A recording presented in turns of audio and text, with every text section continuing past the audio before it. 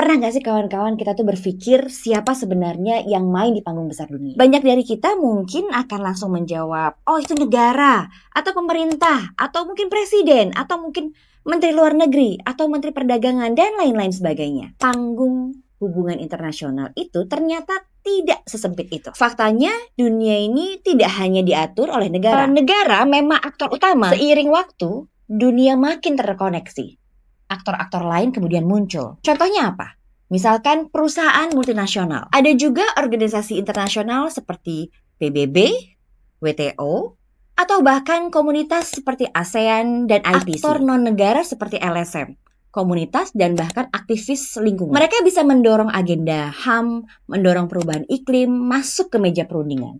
Bahkan membuat negara besar bisa berubah sikap. Apakah kemudian individu bisa jadi aktor dalam hubungan internasional? Bayangkan pelajar yang bisa bikin gerakan solidaritas Palestina di Eropa, atau influencer yang suarakan keadilan, yang suarakan tentang perubahan iklim, atau kemudian wirausahawan yang berjejaring dengan pembeli luar negeri. Jangan pernah anggap hubungan internasional itu hanya urusan elit atau pejabat semata. Saya sendiri banyak belajar bahwa jadi negosiator perdagangan itu bukan cuma soal angka, tarif, maupun pasal-pasal perjanjian, tapi juga soal keberpihakan. Disinilah pentingnya pemahaman bahwa kita sebagai negosiator bukan cuma teknokrat. Semoga episode ini bisa membuka pandangan. Kita semua adalah bagian dari itu. Halo teman-teman semua, kembali lagi di Meja Runding. Ruang ngobrol kita tentang perdagangan, diplomasi, dan bagaimana dunia ini sebenarnya saling terhubung lebih dari yang kita kira. Hari ini kita akan masuk ke topik yang saya yakin sering kita dengar. Apa sih sebenarnya negosiasi itu? Banyak orang berpandangan bahwa negosiasi itu soal diplomasi di forum internasional atau lobby tingkat tinggi antar pemerintah semata. Tapi kalau kita jujur, setiap hari hidup kita itu sebenarnya adalah proses negosiasi.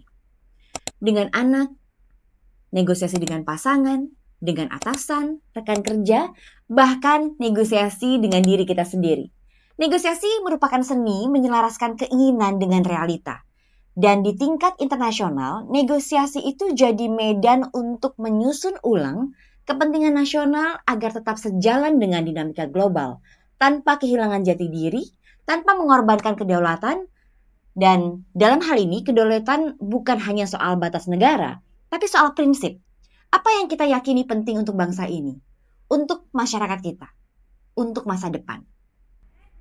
Lalu, apa yang sebenarnya terjadi di meja perundingan? Biasanya ada dua hal utama. Pertama, kepentingan nasional. Contohnya terkait dengan isu atau agenda ekonomi, keamanan, lingkungan, pendidikan, atau martabat bangsa. Yang kedua, konteks global, seperti misalkan perubahan iklim, tekanan pasar, atau bahkan krisis geopolitik.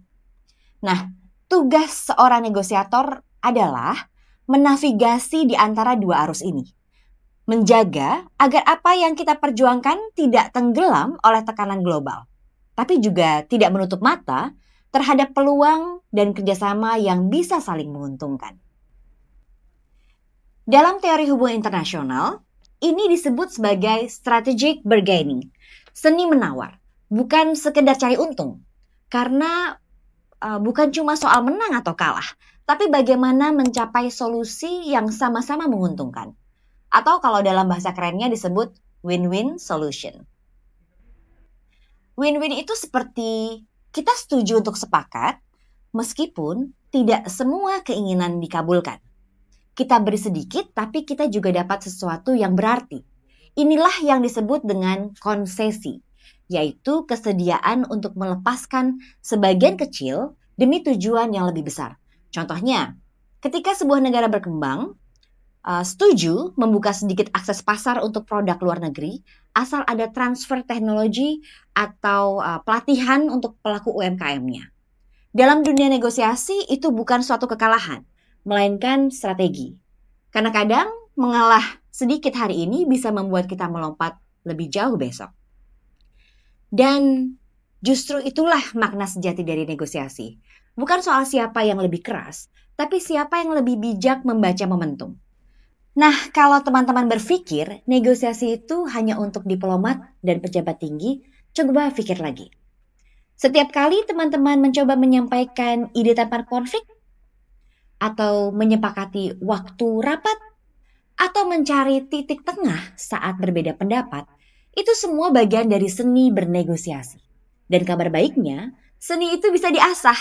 Jadi di meja runding ini, saya mengajak teman-teman untuk melihat bahwa negosiasi bukan ruang elitis. Ia milik semua orang. Dari ruang rapat hingga pasar tradisional. Dari perjanjian dagang global hingga obrolan jujur antara dua orang yang mau saling memahami. Teman-teman, terima kasih sudah menyimak.